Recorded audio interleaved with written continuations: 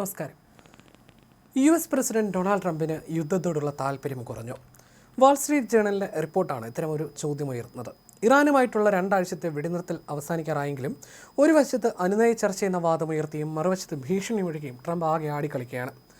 1979 Iran ബന്ദി പ്രതിസന്ധിക്ക് സമാനമായ ഒന്നായി ഇപ്പോഴത്തെ സാഹചര്യം മാറുമെന്ന ഭയം അദ്ദേഹത്തിനുണ്ടെന്നാണ് വാൾ സ്ട്രീറ്റ് ജേണൽ റിപ്പോർട്ട് ചെയ്യുന്നത്.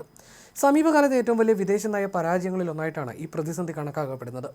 ട്രംപിൻ്റെ എടുത്തുചാട്ടം മൂലം സംഭവിച്ച ഇത്രയും നീണ്ടുനിന്ന ഒരു സൈനിക ഏറ്റുമുട്ടൽ ഇതിനു മുൻപുണ്ടായിട്ടില്ല. അതിനാൽ ട്രംപിൻ്റെ അക്ഷമ സൈനിക നീക്കങ്ങൾക്ക് കൂടുതൽ ദോഷം ചെയ്യുമെന്ന് വിശ്വസിക്കുന്നതിനാൽ അദ്ദേഹത്തിൻ്റെ മുതിർന്ന സഹായികൾ വിവരങ്ങൾ കൈമാറുന്നതിൽ നിയന്ത്രണം ഏർപ്പെടുത്തിയിരിക്കുകയാണ്. കൂടാതെ ട്രംപിന് യുദ്ധത്തിലുള്ള ശ്രദ്ധ കൈവിടുകയാണെന്നും മറ്റ് വിഷയങ്ങളിലേക്ക് മാറാൻ താൻ ആഗ്രഹിക്കുന്നുവെന്ന് അദ്ദേഹം ഉപദേശകരോട് പറഞ്ഞതായിട്ടുമാണ് റിപ്പോർട്ടുകൾ സൂചിപ്പിക്കുന്നത്. മാർച്ചിൽ ഇറാൻ സേന അമേരിക്കയുടെ ഒരു F-15 വിമാനം വെടിവെച്ചിട്ടിരുന്നു.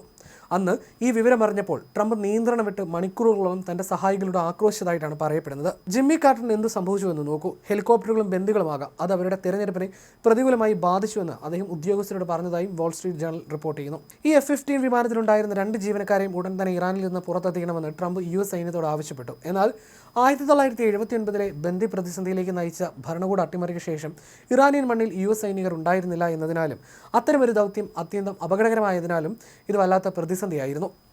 1979 ഇറാനിലെ അമേരിക്കൻ എംബസിയിൽ അരങ്ങേറിയ നാടകീയ സംഭവമാണ് ഇറാൻ ബന്ദി പ്രതിസന്ധി.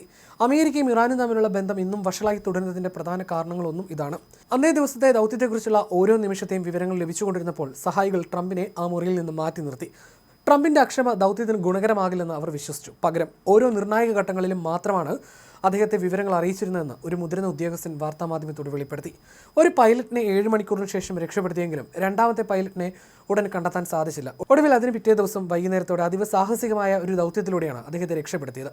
അന്ന് പുലർച്ചെ 2 മണിക്ക് ശേഷമാണ് ട്രംപ് ഉറങ്ങാൻ പോയത്. എന്നാൽ 6 മണിക്കൂറിന് ശേഷം അദ്ദേഹം വീണ്ടും ട്രൂത്ത് സോഷ്യലിൽ സജീവമാകുകയും ഹോർമുസ് കടലിടുക്ക് വീണ്ടും തുറക്കാൻ ഇറാൻ ഭരണകൂടത്തെ പ്രേരിപ്പിക്കുക എന്ന ലക്ഷ്യത്തോടെ വീണ്ടും വെല്ലുവിളിക്കുന്ന തരത്തിലുള്ള പോസ്റ്റുകൾ ഇടുകയും ചെയ്തു. മാത്രമല്ല, ആ പോസ്റ്റിൽ സമനില തെറ്റിയവനെ പോലെയായിരുന്നു ട്രംപ് കാര്യങ്ങൾ കുറിച്ചത്. അസഭ്യവർഷവും അദ്ദേഹം അതിൽ നടത്തി. ചൊവ്വാഴ്ച ഇറാനിൽ പവർ പ്ലാന്റ് ദിനവും ബ്രിഡ്ജ് ദിനവും ഒന്നിച്ചാഘോഷിക്കും. അതിന് തുല്യമായി മറ്റൊന്നുണ്ടാകില്ല. ആ കവാടം അങ്ങ് തുറക്കു ഭ്രാന്തന്മാരെ, അല്ലെങ്കിൽ നിങ്ങൾ നരകത്തിൽ ജീവിക്കേണ്ടി വരും, നോക്കിക്കോ, അള്ളാഹുവിന് സ്തുതി എന്നായിരുന്നു ട്രംപ് അന്ന് പോസ്റ്റിൽ കുറിച്ചത്.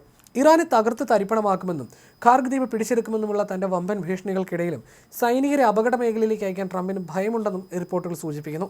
യുദ്ധത്തിലേർപ്പെട്ടിരുന്ന മറ്റ് പ്രസിഡന്റുമാരുടെ കാലത്തെ പോലെ സൈനികർക്ക് പരിക്കേൽക്കുമെന്നും ചിലർ തിരികെ വീട്ടിലെത്തില്ലെന്നും അദ്ദേഹം ഭയപ്പെടുന്നതുമായി ഇതുമായി ബന്ധപ്പെട്ട വൃത്തങ്ങൾ പറയുന്നു. എന്നിരുന്നാലും തൻ്റെ നാഷണൽ സെക്യൂരിറ്റി ടീമുമായി ആലോചിക്കാതെ തന്നെ ഇറാനെ നശിപ്പിക്കുമെന്ന ഭീഷണി ഉൾപ്പെടെയുള്ള അപകടകരമായ പ്രഖ്യാപനങ്ങൾ അദ്ദേഹം നടത്തിയിട്ടുണ്ട്. എന്നാൽ താൻ ആഗ്രഹിക്കുന്ന തരത്തിൽ ചർച്ചകൾക്ക് വഴി തുറക്കാനുള്ള ഒരു നീക്കമായിട്ടാണ് ഇതിനെ അദ്ദേഹത്തിൻ്റെ ഉന്നത ഉദ്യോഗസ്ഥർ വിലയിരുത്തുന്നത്.